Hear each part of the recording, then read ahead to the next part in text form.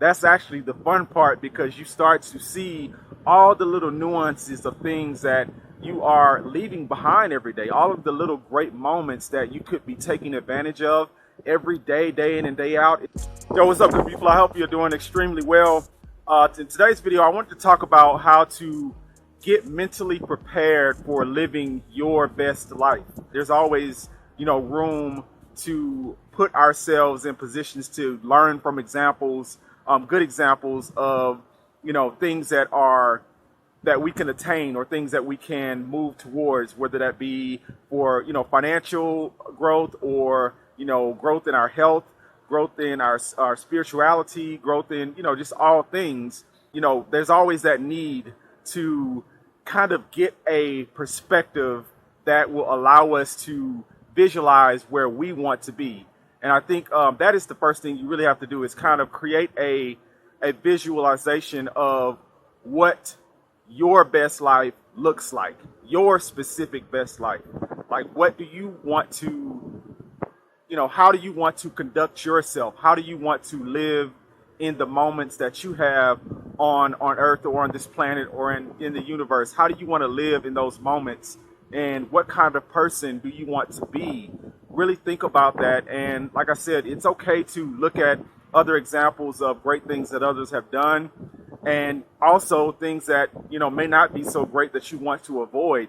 Definitely think about those things, but think about them in context of yourself, and try to put yourself in a position where you are always putting your path on the forefront of that, and not the path of someone else. Think about what you're capable of. Think about what you are meant to do.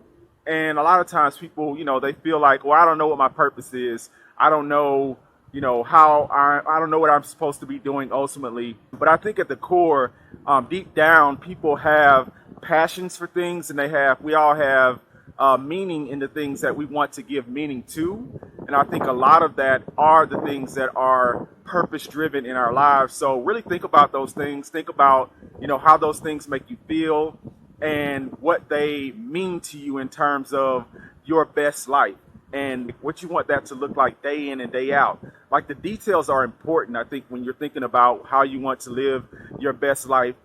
Thinking about, things as minute as, how do you want to wake up in the morning? What do you want to feel? Really, really sit down and kind of let that seep into your pores. How do I want to feel in the evening? How do I want to feel and conduct myself around the holidays, or around things that, are kind of systematic, that happen in our lives? How do I want to feel about those things? How do I want to make others feel about those things in my life?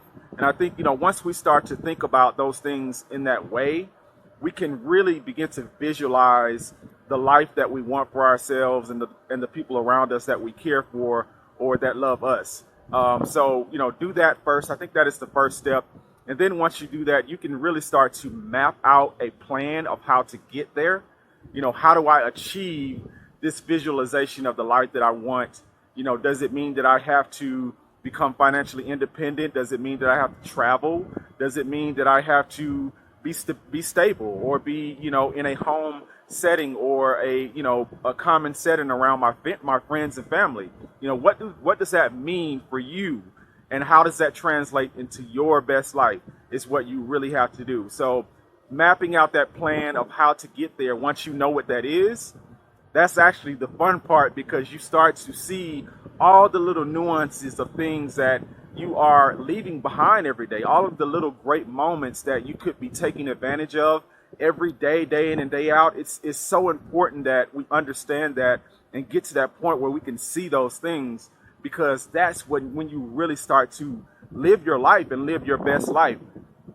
And that can be as simple as, you loving a specific type of coffee or drink or beverage in the morning, when you wake up, or, just those little nuances of life that sometimes we don't take advantage of, because we're so caught up in the mundane. I got to get to this next thing, or I got to get to this next, meeting or adventure in my life that is connected to this prosperous thing, or to this and that. So I think, once we really start peeling back those layers, and we're able to see those moments as they relate to us living our best life, we really start to appreciate those moments, every moment, and all the nuances inside every moment, and see the things that we love and like to do, and how we can enrich other people's lives. So I think that kind of mapping out those things and really thinking about them on a granular level.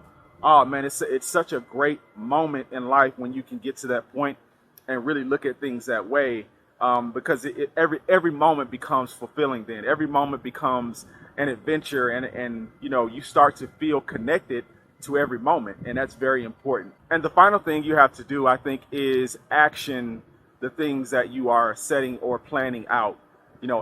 Taking action is a very important step that we sometimes don't reach and kind of overlook because we get caught up in the planning of our lives. And yes, it's hard sometimes. It's hard for all of us to action things that we really truly believe in or we want to achieve. It can be difficult because it is such a barrier sometimes to how we were brought up, or our environment and the things that we're used to are in contrast to taking those actions and moving forward and moving in those moments and enjoying moments. It's funny how sometimes we can work so hard and get so caught up in the process of working and trying to get somewhere that we're not enjoying the moments or enjoying the path along the way at all. It's like walking in a beautiful meadow with all these variety of flowers, and we're fixated on this one flower at the end of the path, and we're missing the multitude of flowers along the path that we see. We're just fixated on this one thing. We have this goal. Oh, at the end of the path, there's a rose, and we're missing all the lilies and everything else, and all the flowers along the path. We're missing all those things. So it's very important that we understand that part of life, that we have to stop a little and smell the roses. And I know that's a little cliche, but we have to do that. We have to pause a bit and be able to see what's going on around us and really enjoy the moments that we have, because they're fleeting, and that's all you have is this moment. Yes, life can be long and laborious and hard, if we are focused on those end result goals that way. But there are moments along the way, and every moment is a victory if you see it that way. Now, I hope this was helpful to someone, and we'll see you in the next one.